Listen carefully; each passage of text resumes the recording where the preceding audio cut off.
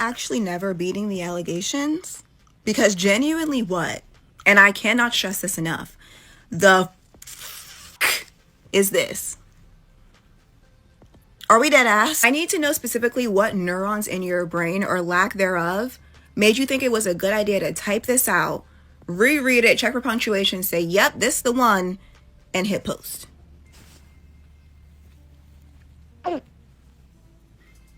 Can we be for real? Old girl really said, hey, so do y'all mind if we go back to when the police were just killing black and brown people? Because now ICE agents are killing people who look like me. And that's not so easy for me to ignore. Like, I'm over here trying to make my friendship bracelet. And it's like, I can't ignore this. This is too spicy. Can we go back to the unseasoned stuff? Because y'all know that's what we need. We can't handle all this spice. Y'all will say shit like this and then in the same breath ask where black people are and why we're not on the front lines protesting.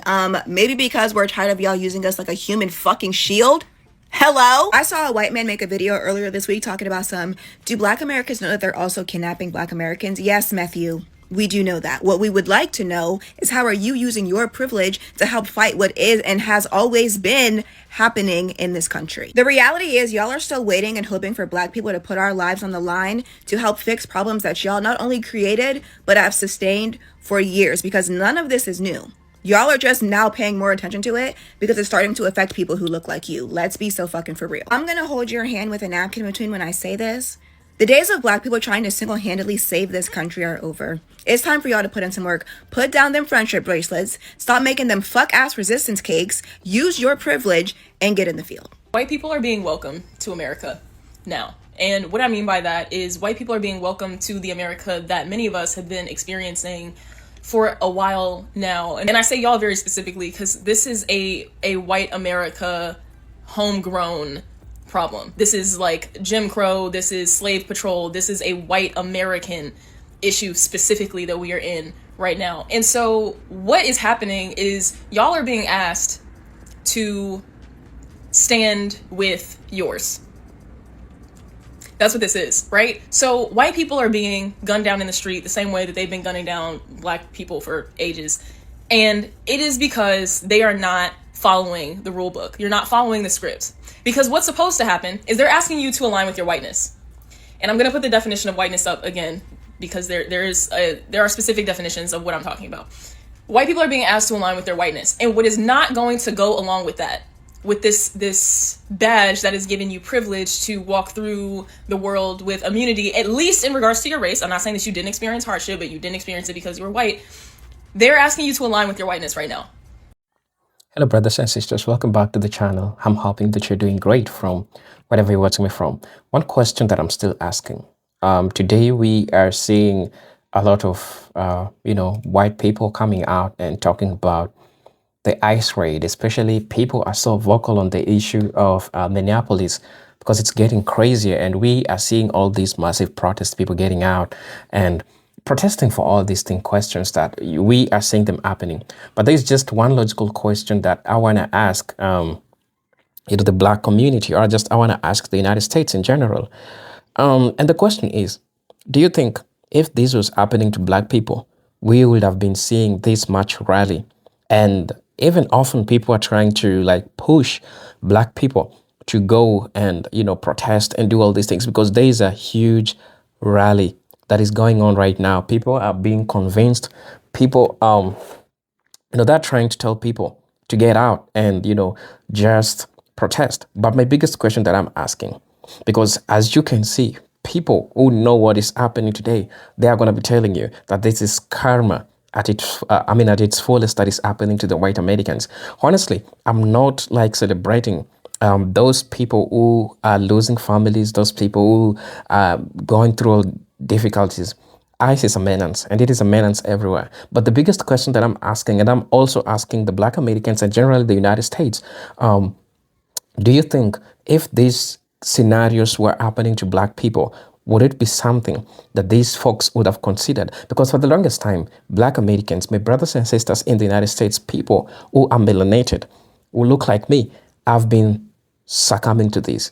We have seen those footages for the longest time, this thing happening. So that's just a question that I would like to open. And I think We need to have these conversations because at some level, we are seeing the United States practicing hypocrisy at its highest form. So brothers and sisters, I'm going to let you watch the video and then I'll be back. I'll be sharing my thoughts in regards to this. And as you know, I'm your host and presenter, Generic Story. So keep watching, keep liking. I hope you'll get informed from the things that are happening. So stay tuned. I'm going to be back. People are being welcome to America now. And what I mean by that is white people are being welcomed to the America that many of us have been experiencing for a while now. And I say y'all very specifically because this is a white America homegrown problem. This is like Jim Crow, this is slave patrol, this is a white American issue specifically that we are in right now. And so what is happening is y'all are being asked to stand with yours.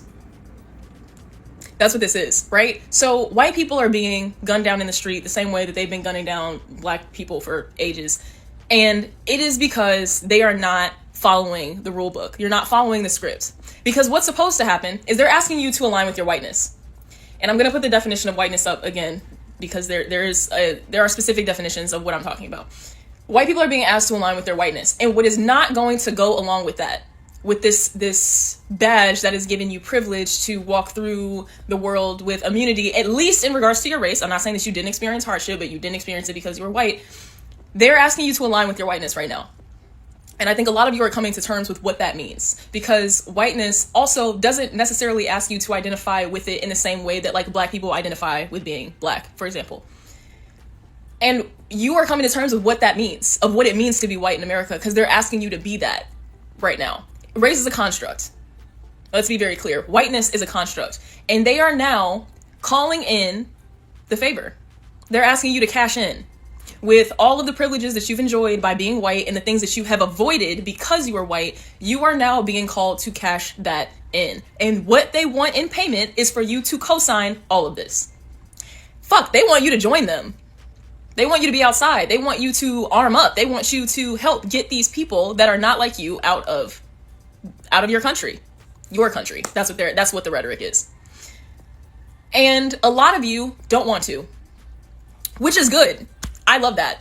I am happy to see that there are white people who are like, wait, but I don't want to participate in this, which also means that you don't want to participate in whiteness. In fact, it sounds like that a good number of you would like to dismantle it altogether. You don't want to be capital W white if this is the cost. Now, I don't have the answer for the question that I'm about to ask next, but I do want you to think about it. What does that mean to you to no longer be capital W white?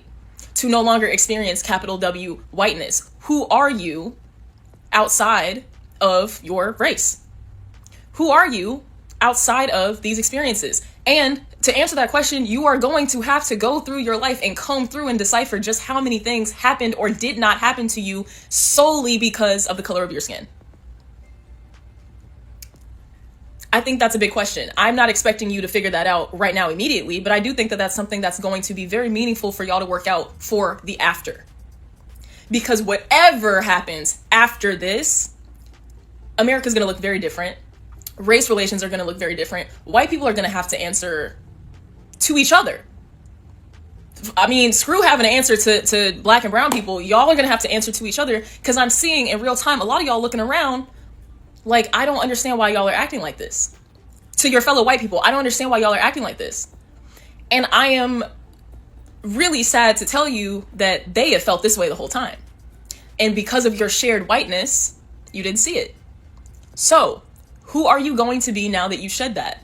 Because shedding capital W whiteness is going to mean shedding the privileges that come along with that, and we're seeing that in real time.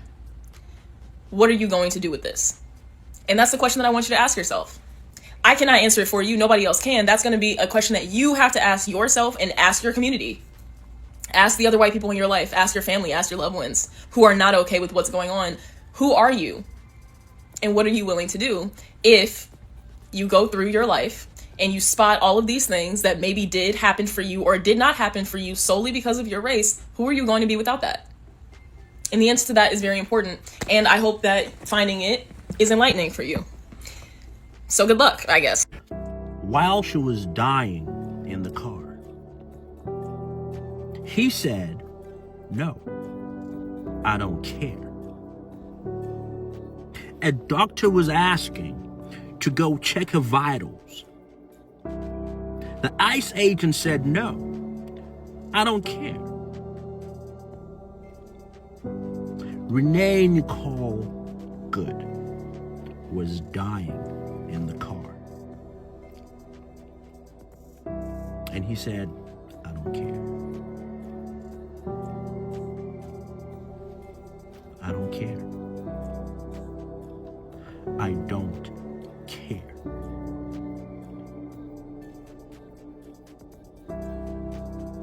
Just imagine if that was your daughter, your sister, your aunt, a family member. Just imagine that. Just imagine that. And you hear, I don't care.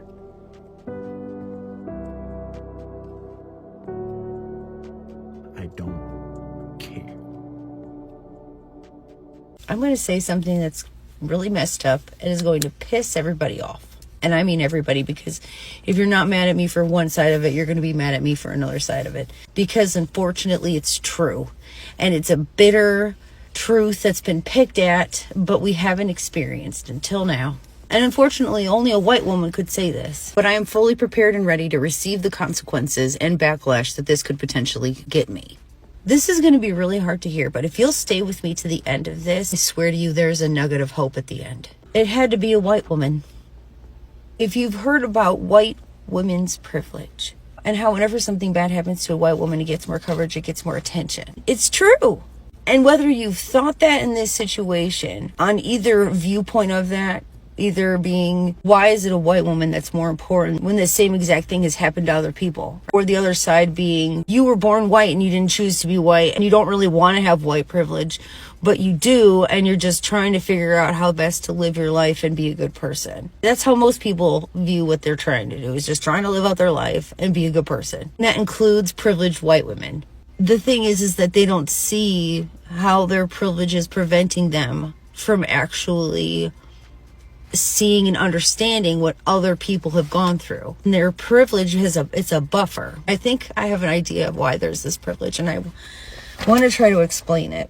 White women have that buffer because white women have been more shielded and protected from public displays of violence against them than any other race or gender. There had to be a group that was safer, that was more protected, that was set aside from everyone else in order for that division to be driven home so deeply that every race believes it. They believe it about the white race and they believe it about their races. And I think why white women were picked to be the safe race and gender is because it was their wives. And their wives benefited from what they did. It was easy to shield them as the protected because it made it easier for them to get away with it. And I think it's one of three reasons, and maybe a mixture. Number one being they're just stupid because they don't see it happening to other people like them. And they literally don't get it, and because they haven't seen it and they don't experience it in a public way like that. Or they're just greedy. They saw how it benefited them, and that's, I think the kind of the consensus. The third one, I think, is that they know the power of women. And if the women that they've set aside and protected get the power that they have, they're screwed. And they know that if all women and men alike who agree with this viewpoint started speaking out about it en masse as is happening, that it would stop. And that's why it had to be a white woman. I don't want it to be any color person. But I don't think white women who were stuck in any one of those categories could see it until it felt real to them, which is infuriating. But it's like how it was designed. Now they see it from every other race's point of view because they feel in danger of that happening to them. But it's been happening to all other races across this country and across this world, but not white people and not white women especially. Now that that line has been crossed, people get it. I hate that. It's like what it is. And I don't mean to say that any of us are to blame for any of that. It was literally a narrative that was told to us so that we reacted a certain way. And unfortunately, we all reacted that way because we believed it from the side that we were being told it from. Everyone who knows that she was murdered knows that that doesn't mean that she deserved it. No one deserves this. I don't mean to besmudge her memory or anybody's memory who has gone through anything similar to this throughout the entirety of history. As a white woman who has been speaking out about all of the injustices happening over the last 5 years, 6 years, I know there are good-intentioned white women out there who don't care about freaking skin tone. We're all just shades of brown and tan. It's in the same spectrum. It doesn't matter. There are good-intentioned people of all skin colors. And there are bad-intentioned people of all skin colors. And the skin color thing needs to stop being the precedent of whether a person is good or not. We've been fed this narrative for so long. This is a wound. We have to heal. This is how we're going to heal it. Every race, all of humanity, has to experience things from their point of view in order for them to act. And I believe it's the result of the division that they've sown. They've trained us so that we can't see past skin color for decades. For generations, really. Within the tragic murder of Renee Nicole Good, we lost a person who didn't need to see it happening to other white women in order to stand up. What are you doing? Why is this light flashing? But we gained so many people who were sitting on the sidelines, including white women who were. And maybe that's the glimmer of hope, the nugget of hope. Can we just go back to normal police brutality, please? Can we just go back to normal police brutality, please? I love when y'all say the quiet part out loud. This is the perfect illustration of how what y'all consider normal actually normalizes the destruction of your own rights. I present to you again my theory called the water tower theory, where you have to acknowledge that all of our oppressed identities are so interwoven that the destruction of one will ultimately lead to the destruction of all human rights. That is just how that works. You cannot separate these things. You cannot do it. So when you can turn a blind eye to black and brown people being brutalized by the police, you cannot be shocked when it eventually becomes white people being gunned down in the streets by federal officers. You are literally co-signing your own demise when you weaken one of the legs of that water tower, right? When you're okay with black people being hunted by police officers, you think that that won't trickle down to you. Y'all, I cannot emphasize enough. I can't underscore it, highlight it enough that these things will eventually circle back around and attack and harm all of us. When you hate trans people, you hate yourself. When you hate disabled people, you hate yourself. And I don't think y'all get that. And I don't think it's going to sink in until it gets too late for it to sink. We're experiencing it now. All of us have to protect each other. When you don't protect other people, you are harming yourself. Welcome to the social contract. I'm Vic Myers. Welcome to the Resistance. There's a familiar reaction that I've come to expect to see after government violence in this country. This time it's missing. About 3 months ago, I made a video titled Racism, a White People Problem. And when I made it, I expected to get a lot of pushback in my comments from the WRBs. I was happily surprised that there were only a few. And for those who didn't see that one, the premise was, and still is, that racism is a white people problem, but other people have to suffer because of it. Since I'm talking about it, I'll quickly address those who pointed out that every race has racists, or the people from other countries who called out racism where they are, that is not from white people. Yes, absolutely, these things are true. But here in America, it's white people that have created redlining to keep others from being able to buy a home.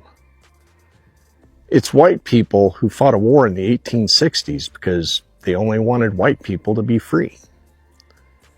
Hispanics, they didn't create whites-only lunch counters. Black people have never had a history of lynching white people. Japanese Americans have never put immigrants in camps. White people did these things. White people are still doing these things. with all the same rationalizations. According to what I was taught here in America, it's a worldwide pattern. It was white people who started crusades, and slave trading corporations were born in Europe. They believed they were righteous. Something else that is very prevalent in America is white people jumping on social media when a black or a brown person falls victim to government-sponsored violence. They get on and they shout, "They should have complied," or "They must have been doing something wrong," or the worst, "They look like criminals to me, got what they deserved." Now, to be fair, those idiots will also make these statements if the victim is both white and woke. Plenty of them are making these stupid comments about Renee Good. But you know who's not making these statements? You know what I haven't seen? I haven't seen a brown Karen or a black Chad out there telling me that Renee Good should have complied. Is it because the Gestapo is brutalizing black and brown people all over this country and they appreciate people like Renee Good and hate what happened to her? Or is it because they don't suffer from the same problem that white people do? Probably both. Thanks for listening. Good day. You're a freak. I sincerely hope that you're next. So you just wished my friend would be murdered? Yeah, not surprised mental illness runs deep on the left, but let's see why he said this. So, here's a free lesson. A bunch of unidentifiable men in masks with guns approach your car and start screaming at you. It is not against the law for you to not immediately comply. Tonto, here's the problem, see, because I know you're acting naive. She was a professional agitator, okay? Check this out. Yeah, she knew who they were. She didn't think it was 5 unidentified people that asked her to do something. She knew what she was doing. She follows ICE officers around and impedes their investigations all the time. She put the car right in the middle of the street to block traffic, so your free lesson wasn't worth shit anyways. Secondly, when an officer asks you to do something, you do it. I don't get this, you don't have to do what they say, it's not against the law. It actually is. Especially when you try to ram them with your car, bud. I have zero idea how you even come off right now and try to make fun of my friend, make fun of her looks, and act like you're more intelligent. You're just a Charlie Kirk death grifter who did nothing but post negative anti-shit about him when he died. And you claim that you got banned so you had to send all of your followers to Patreon. So while I get you had a compulsory decision to go online and make fun of a woman's looks and say you hope she dies, and somehow come out of this morally correct, we see that you have clear mental illness. It's not a question. You literally tried to compare people mourning Charlie Kirk's death to mourning Jeffrey Dahmer's. You got something wrong up top, Bubs. So keep my friend's name out your mouth and get help soon. So here's the thing about Renee Nicole Good. She was not a political activist. She wasn't someone of the BIPOC community. She is a white woman. A white woman was killed yesterday in Minneapolis. There's a lot of people defending her death. You'll never catch me on that mountain. There was a million different ways the situation could have been handled. Killing her should have been a last resort. With everything I just said, I want to tell you, welcome to fascism. Welcome to fascism. ICE is now killing anybody and everyone. No one is safe from ICE. Trump's America gives the green light to ICE to kill whoever they want. And here's the definition of fascism, just so we're all clear. Dictatorial leader, ultranationalist, authoritarian political ideology, extreme nationalism, militarism, subjugation of individual rights for the state's perceived good, using propaganda, suppressing opposition, violence to create a unified national community. Welcome to fascism in Trump's America.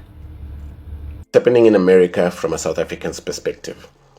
America does not have an ICE problem. No, they don't. They have a right-wing Western male problem.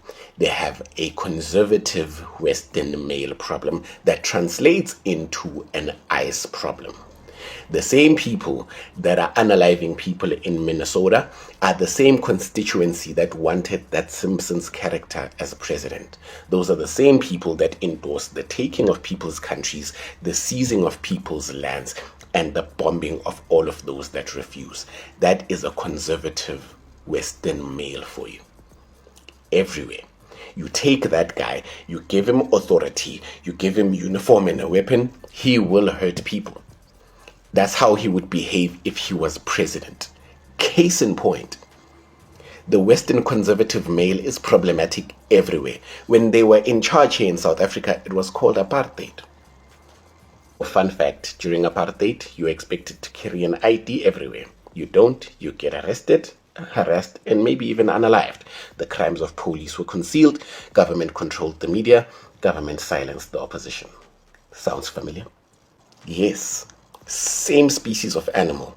And by the way, it's not just ICE, it's cops too, right? It's actually the Western conservative male in authority in general. And we told you this because they started with us black people. You remember, knees on people's necks, George Floyd. It was called All Lives Matter. You remember?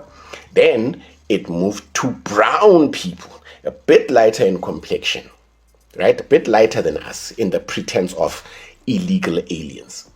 But it was still excused because it's still people of color, right? Now they are hurting and unaliving white people that disagree with them. That's a Western conservative male for you. Make no mistake, ladies and gentlemen, Alex Preddy, Rene Good, those people were executed for being traitors to the Western conservative male supremacy. That is why those people are unalived. That's just the truth. Baby, somebody got on this app and said their grief needs to catch up with ours. And baby, I concur. First, let me be very clear. My condolences go out to that lady and her family. They are already trying to spin this as an action of self-defense. Having seen the video of myself, I want to tell everybody directly, that is bullshit. This was an agent recklessly using power that resulted in somebody dying. She was murdered, and black folks know exactly what that feels like. But what's hitting different for me is the grief I'm seeing from white people. Because when we lose someone, we don't get to just grieve. Baby, we get interrogated. What did they do? Were they on drugs? Were they a criminal? It must be more to the story. I blame the parents. As if anyone deserves to be murdered. But baby, when this happened, black folks did what we always do. In a variety of ways, we communicated. Baby, this is wrong. Full stop. No digging, no character assassination, no trying to justify the death. But baby, we don't get that grace. Because if we're real honest, white America has never had to fully reconcile what their ancestors did, how guilt gets projected, how black folks are treated guilty until proven innocent, and sometimes not even then, and how black folks are denied empathy even in death. So I want to be clear that I'm not celebrating anyone's pain, but what I am saying is this. Their grief is finally touching something that we felt for generations. And all I can say is, their grief needs to catch up with our grief. All right, y'all. Bye. The far right is now spreading lies about Renee Nicole Good's wife, barely 24 hours after she witnessed her wife being shot in the face right in front of her. They're claiming without any evidence at all that she was previously arrested for putting out lit cigarettes on children's skin. And just to be safe, before I recorded this video, I spent more than an hour scouring the internet using every possible combination of search terms I could think of to find any source for that claim, even from outlets that I know are complete. I couldn't find a thing. It does not exist. From what I can tell, the claim seems to have originated from a single post from a single anonymous account less than 4 hours after the public even knew Renee's name, much less who she was married to. And normally, I would not give any amount of airtime or amplification to disinformation like this, especially something as heinous as this. But I also recognize that we now live in a country where even the most despicable, outlandish, and cruel lies have a serious chance of being amplified by the man in the Oval Office. And if people are going to hear these words, I wanted to make sure that the first big content creator you heard them from was someone with enough integrity to also tell you that they are lies. Cruel, disgusting lies. Hello, brothers and sisters. Welcome back to the channel. I'm hoping that you are doing great from wherever you're watching me from. Now, brothers and sisters, let's just talk about this. Honestly, what I'm seeing happening here, I'm seeing a form of hypocrisy. I would like to call it hypocrisy. Why am I calling it hypocrisy? Because black folks succumbed to these situations, to these problems for so many years, but we did not see any voice. We did not see majority of white people come out as they are trying to tell black people to go out on the streets and protest. You see, protesting is okay. Protesting is good because that's the collective, quotes unquote, it's a collective voice for everyone. But the only problem that we are having, because the United States at this point needs a revolution, but who is going to pay that price? Because for a revolution to be there, we have things that has to happen. Blood usually has to be shed.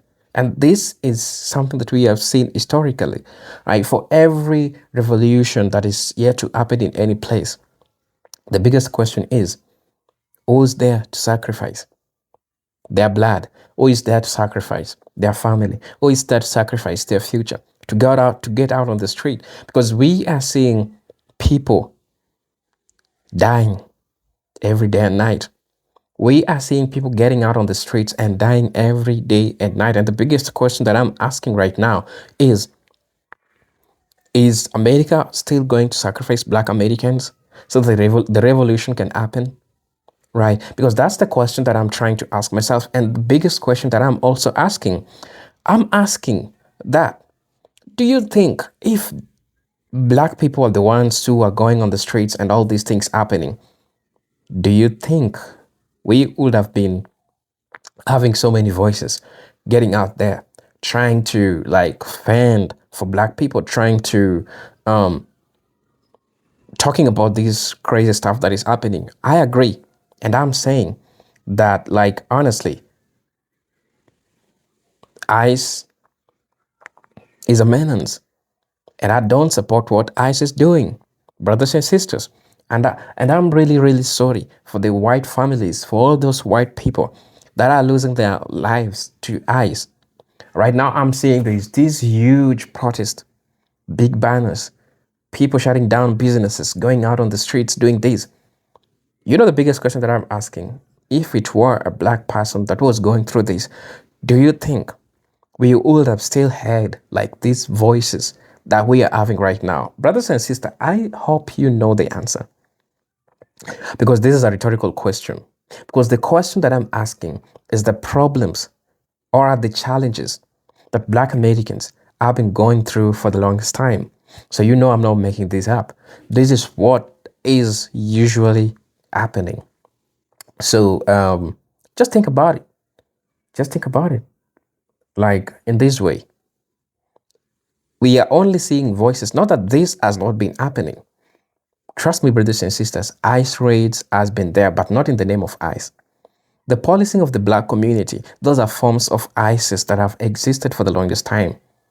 So I'm making this, I'm not making this, I'm making this statement and saying that black people have usually been succumbed to this problem. Black people, they really know the history behind over-policing in black communities. What you're saying is not over-policing. It's not even a fraction of what black people have been enduring for more than 300 years. But at the same time, I'm not underestimating those people that have lost their lives to this cause. of trying to chase away these craziness that is happening, right? Because we need to address these issues. These are issues that are affecting people of the United States.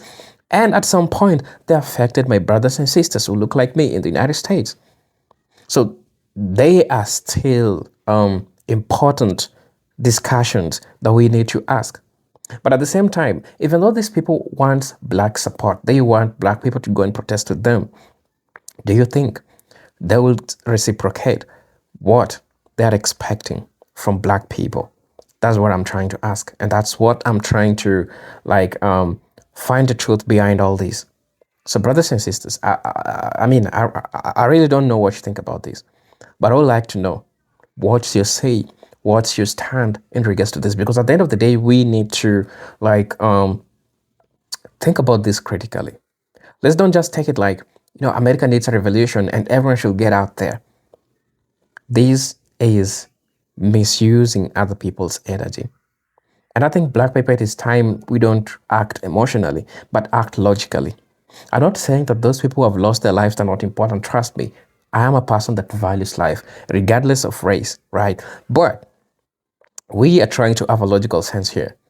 What you see is happening, and I'll say it again. I know I said it, and I'll say it again.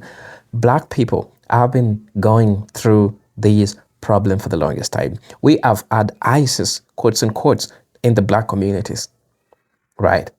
So please let me know what you think about this.